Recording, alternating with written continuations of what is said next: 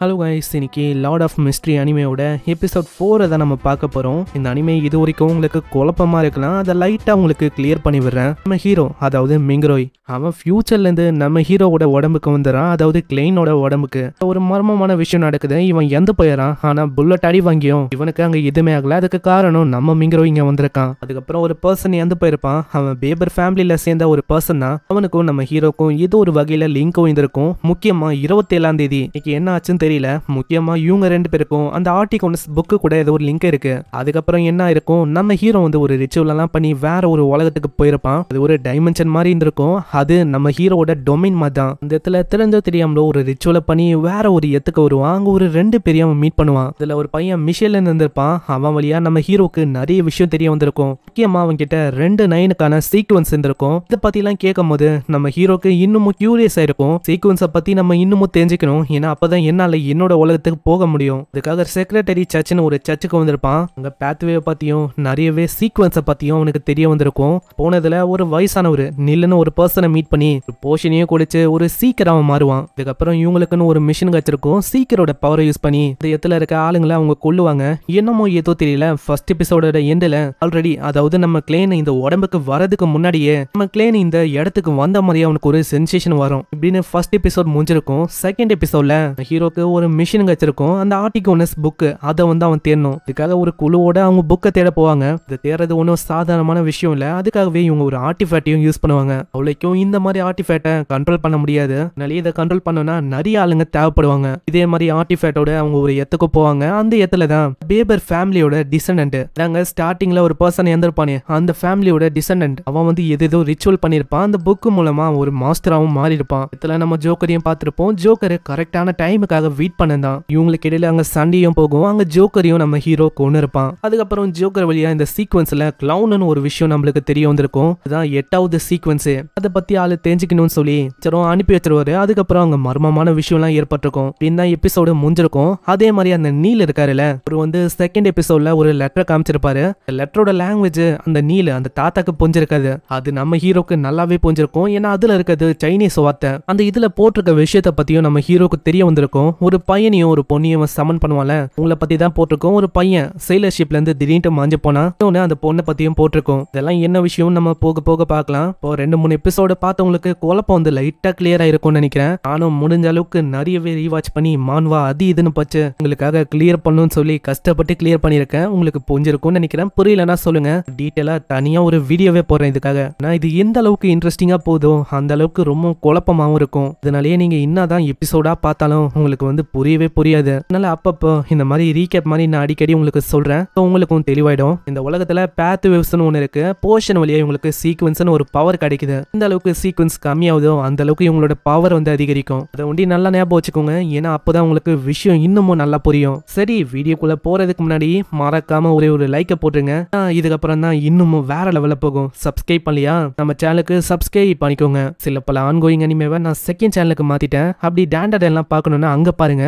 சரி வாங்க, நம்ம டைம் மிஸ் பண்ணாம எபிசோடுக்குள்ள போகலாம். எபிசோட ஆரம்பத்திலேயே ஒரு பர்சனை காட்டுறாங்க. ஒரு வித்தியாசமான ரிச்சுவல் அங்க பண்ண இருக்கான். அங்க ஆர்டிகோனஸோட புக்கை பத்தி தான் அங்க சொல்ல ஆரம்பிக்கிறான். அது வந்து பாக்குறதுக்கு ஆர்டினரியா தெரியலாம், ஆனா அப்படி இல்ல. அதுக்காகவே அதை படிக்கிறதுக்கு சில பல ஆட்டுக்குட்டிகளை நாங்க கண்டுபிடிச்சோம். நாங்க ஒன்னும் அரோரா ஆர்டரை பிட்ரல் பண்ணல. இப்போ அந்த முட்டாளான ஆட்டுக்குட்டிங்க எந்த போயாச்சு. இப்போ அது நைட் ஆக்ஸோட கையில இருக்க அந்த நோட் புக்கு வெறும் ஒரு ஆப்ஸ்டிக்கலா இருக்குது. மாஸ்டரோட ரிட்டன் ஒண்டி தான். ஒரே ரத்தமா ஊத்துது. இல்ல அவங்களால தப்பிக்க முடியாது. இப்போ அவங்க கையில தான் இருக்கு அந்த நைட் ஆக்ஸ். அவங்க கிட்ட தான் புக் இருக்கு. அவங்க வந்து ஏதோ ஒரு விஷயத்த டிஸ்கவர் பண்ணிருக்காங்க. அதனால லார்ட் ஆரிக்கல், ஒரே ஒரு வாய்ப்பை கொடுங்க லார்ட் ஆரிக்கல். என்னால முடிஞ்ச விஷயத்த நான் பண்றேன். இப்போ அந்த முட்டாளான ஆட்டுக்குட்டிகளை வச்சு உங்களுக்காக அந்த விஷயத்த நான் டிஸ்கவர் பண்ணுவேன். லாஸ்டா அதனால ஒரே ஒரு வாய்ப்பை கொடுங்க. சரி, இதுதான் உன்னோட கடைசி வாய்ப்பு. ரொம்ப கொடூரமான ஒரு வாய்ஸ் கேக்குது. இது போதும் மை லார்ட், நான் அந்த கிளைன் மோரிட்டிய. அப்புறம் நம்ம கிளைன் வந்து அந்த வயசான ஒரு நெயில் ஒரு கிட்ட வரான். அவரும் ஏதோ ஒரு வித்தியாசமான ரிச்சுவலுக்காக அங்க பர்ஃபார்ம் பண்ணிருக்காரு. பத்தி நம்ம ஹீரோக்கும் அங்க சொல்லித்தரேன்னு சொல்ல இதுக்கு என்னென்ன தேவைன்னு அவரு சொல்றாரு. இதுக்கு ஏகப்பட்ட ஐட்டம்ஸை நம்ம கரெக்டா அரேஞ்ச் பண்ணோம். அதுக்கப்புறம் கேர்ஃபுல்லா இந்த ரிச்சுவலை நம்ம பண்ண ஆரம்பிக்கணும். நான் ஃபர்ஸ்ட் பண்றேன், இதை வந்து நீ நல்லா பாரு. என்ன அந்த இடத்துல ஒரு வித்தியாசமான ரிச்சுவலா ஒரு பண்றாரு. ஒரு பிரேயர் மாதிரி அங்க போகுது. அப்படியே சொல்லவும் ஆரம்பிக்கிறாரு. மற்ற டைம்ல நீ தப்பி தவறி கூட என்டிட்டிஸ் கூட கம்யூனிகேட் பண்ணக்கூடாது. அதுங்களால நீ அபிசஸ்ல விழுறதுக்கு வாய்ப்பு இருக்கு. கடைசியில டெத்தா கூட முடியலாம். இதுல சில பல பிரேயர்ஸை சொல்லி அவரோட ரிச்சுவல் அங்க கம்ப்ளீட் ஆகுது. இதுக்கப்புறம் அதுக்கப்புறம் வெளியில வரும்போது காடஸ் வந்து கைட் பண்ணுவாருன்னு அவரு சொல்றாரு. போற வழியில ஒரு பர்சன் கிடைக்குது, அதுல நிறையவே பணமும் இருக்கு, எல்லாமே காடஸோட வழிதான் அவரு சொல்றாரு. இந்த இடத்துக்கு திடீர்னு ஒரு காட்டு வண்டி வந்து அதுலதான் அந்த பர்ஸோட உண்மையான ஓனரே இருக்காரு. அது வந்து என்னோட பர்ஸ் தான். ஆமா, இப்போ வந்து நீங்க என்ன பண்ண போறீங்க? நீல அந்த பர்ஸையும் ஒப்படைக்கிறாரு. இதுக்காக நம்ம நீலுக்கு 30 பவுண்ட்ஸ் அங்க ரிவார்டா கிடைக்குது. பாத்தியா, எல்லாமே காடஸோட மகிமை தான். கண்களை பார்க்கும் போது எனக்கு தெரியுது நீ வந்து நம்பல. அதே மாதிரி ஷேம்ஃபுல்லான ட்ரஸ்ட் உனக்கு இருக்கு. உண்மையை சொன்னா உனக்கு வந்து இன்னமும் தெரியல இந்த மிஸ்டீரியஸான பிரேயரோட மோட்டோவை பத்தி. இதெல்லாம் கேட்கறாம அவனோட பவர்ஸை பத்தி அங்க யோசிச்சுனே போறான். அங்க முன்னாடி ஏஞ்சலிக்கான ஒரு பொண்ணு இருக்கா. அவ டிவினேஷன் கிளப்ல இருந்து வந்திருக்கா. அந்த இடத்துக்கு அவ கொண்டு போறா. அங்க காசஸ்னு ஒரு பர்சன் இருக்கான். அவன் கார்டை வச்சு ஒரு விஷயத்தையும் சொல்றான். இது வந்து ரிவர்ஸ்ட் தான். அன்பார்ச்சுனேட்லி உன்னால நீ நினைக்கிற அந்த இடத்துக்கு இப்போ போக முடியாது. ரிவர்ஸ்ட்னு சொன்ன நிறைய நம்ம ஹீரோவால கண்டிப்பா அப்ப இடத்துக்கு போக முடியும். அப்பனா என்னால இந்த வாழ்க்கையில இங்கே போக முடியும்ல. இப்போ இந்த இடத்துக்கு நான் ஜாயின் பண்ணிட்டா ரொம்ப பெட்டரா சீக்கிரோட ஆக்ஷனை பத்தி என்னால புரிஞ்சுக்க முடியும்னு நினைக்கிறேன். அங்க காசஸும் இரும்போரா. இதனால காசஸ் கிட்ட அவன் சொல்றான், உங்களுக்கு லங்ஸ்ல ஏதோ ஒரு பிரச்சனை இருக்குன்னு நினைக்கிறேன், நீங்க டாக்டரை பாக்குறது நல்ல விஷயம். அதே மாதிரி உங்களோட புருவமும் கருப்பாயின்னு போகுது. நீ என்ன ஒரு டாக்டரா? இல்ல, அப்படியெல்லாம் இல்ல, நான் ஒரு சீக்கரு. அப்புறம் அந்த இடத்துக்கு நம்ம ஹீரோ ஜாயின் பண்ணிக்கிறான். ஏஞ்சலிக்காவும் சொல்றான், அந்த வின்சன் சொன்ன மாதிரியே எக்ஸலண்டான சீக்கர் அது வந்து நீங்க தானா? கான டிவினேஷன் கிளாஸ் அது வந்து மிரர் டிவினேஷன் அதுதான் இன்னைக்கு நடக்க போகுது. ஏதோ ஒரு மிரர் இன்கார்னேஷன் பண்ணிருக்காங்க. எப்பயுமே அவங்க 3 ஃபோல்டு இன்கார்னேஷன் தான் பண்ணுவாங்க. இப்போ 7 ஆர்த்தடாக்ஸோட இன்கார்னேஷன் அவங்க பண்றாங்க. ஐயோ, நம்ம ஹீரோ அங்க பாக்குறான், பவர் ஆக்டிவேட் பண்ணி பாக்குறான். எல்லாம் பாட்டும் இப்போதைக்கு ஹெல்த்தியா இருக்கு அப்படின்னு அவன் விட்டுறான். அந்த பொண்ணு அங்க போவால, திடீர்னு ஒரு இல்லுஷன் மாதிரி ஒரு விஷயம் அவனுக்கு தெரிஞ்சுட்டு போகுது. எத்துல இருக்க அந்த பர்சனும் அங்க கேக்குறாரு, ஆமா என்ன விஷயம், எதுக்காக இங்க வந்திருக்க? ஒரு புது சீக்கிர வா, அப்பனா இங்க உட்காரு. அந்த இடத்துல நம்ம ஹீரோ பார்த்தோன்னே ஒரு சொல்றாரு, என்னோட கணிப்பு படி பார்த்தா உனக்குள்ள ஏதோ ஒரு டீப்பான நம்பிக்கை இருக்கு, அதனால்தான் நீ வந்து இங்க வந்திருக்க. எல்லாருக்குமே ஒரு டீப்பான நம்பிக்கை இருக்க தானே செய்யும். அப்புறம் அந்த டிவினேஷனை வச்சு நம்ம ஹீரோ பத்தி அவரு சொல்றாரு, நம்ம ஹீரோ ஒரு விதமான குழப்பத்துல இருக்கான், அதே மாதிரி சாகவும் போறான் இப்படின்னு ஒரு விஷயத்த அவரு சொல்றாரு. இந்த விஷயத்துல இருந்து எப்படியாச்சும் விலகி வர்றதுக்கு ஏதாச்சும் ஒரு விஷயம் இருக்கான்னு அவன் கேட்கறான். இடத்துல அவரு 2 வார்த்தைகளை பத்தி சொல்றாரு, ஒன்னு ஃபேமிலி, ஒன்னு கேதரிங். இதெல்லாம் கேட்கும் போது இதுக்கு முன்னாடி கிரே மிஸ்ட்ல அவன் போயிருப்பான்ல, இந்த விஷயத்துக்கும் இதுக்கும் ஏதோ ஒரு வகையில ஒரு சம்பந்தம் இருக்குன்னு நம்ம ஹீரோக்கு அங்க தெரிய வருது.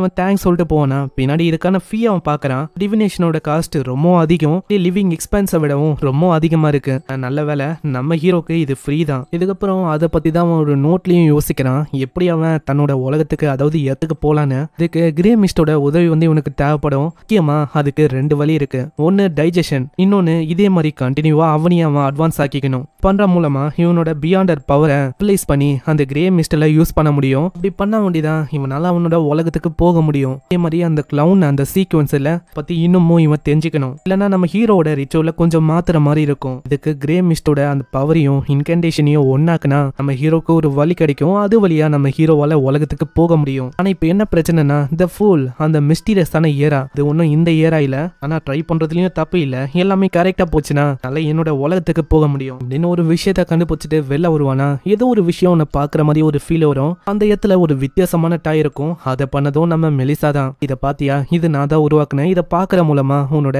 ட்ரபிள் எல்லாமே குறைஞ்சு போயிடும். அதை அவன் நோண்டி பாக்குறான், அதுவும் நல்லா தான் இருக்கு. நான் உனக்கு வேலை இருக்குன்னு போக ஆரம்பிப்பானா. அப்போ மெலிசா சொல்றான், என்னன்னு தெரியல, இந்த மாதிரி நீ ரொம்ப பிஸியா இருக்க.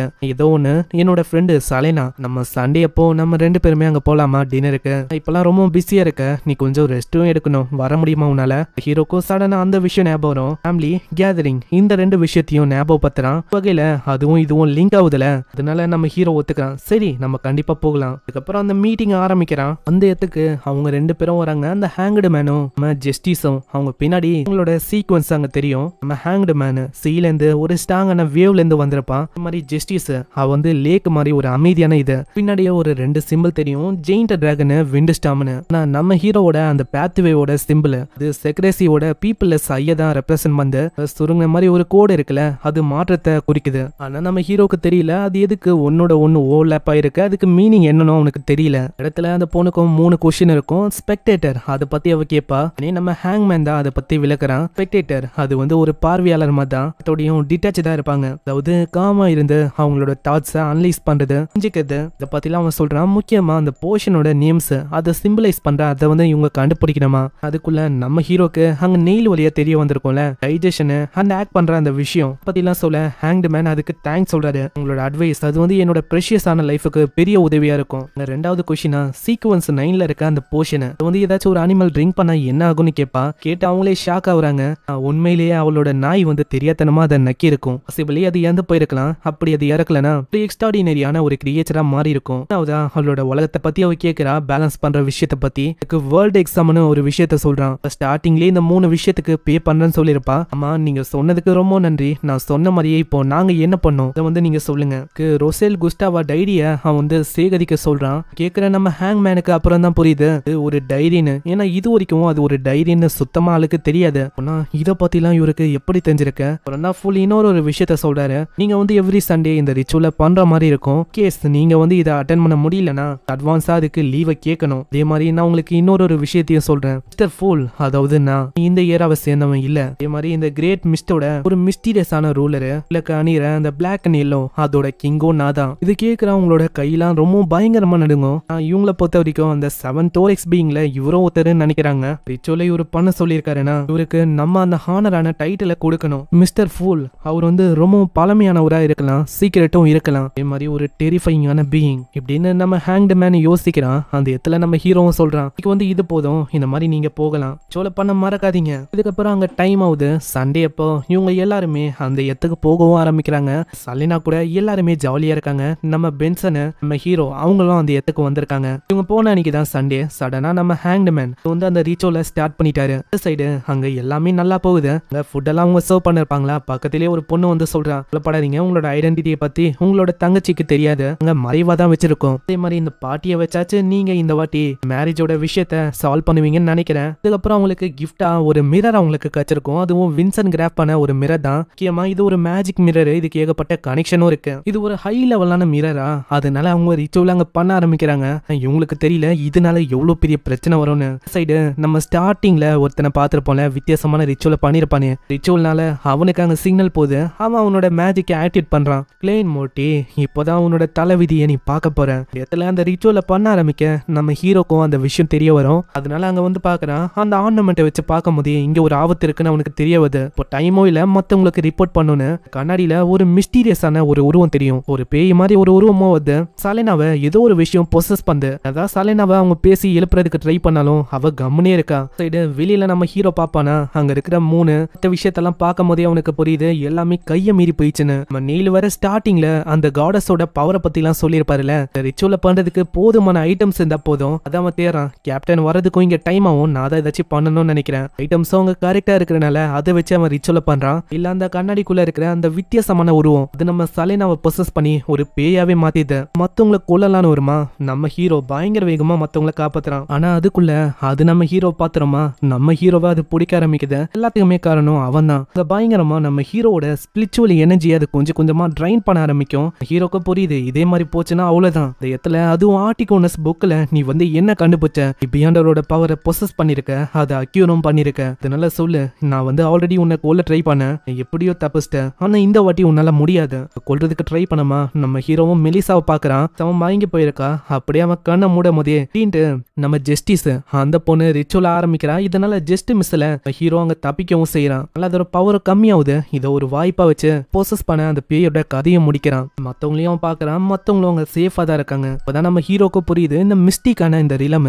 எந்த அளவுக்கு பயங்கரமான ஒரு ரிலம்னு. முக்கியமா பென்சனுக்கும் மெலிசாக்கும் வந்து ஒரு சீக்கிரன்னு நான் தெரிய விட போதில்ல.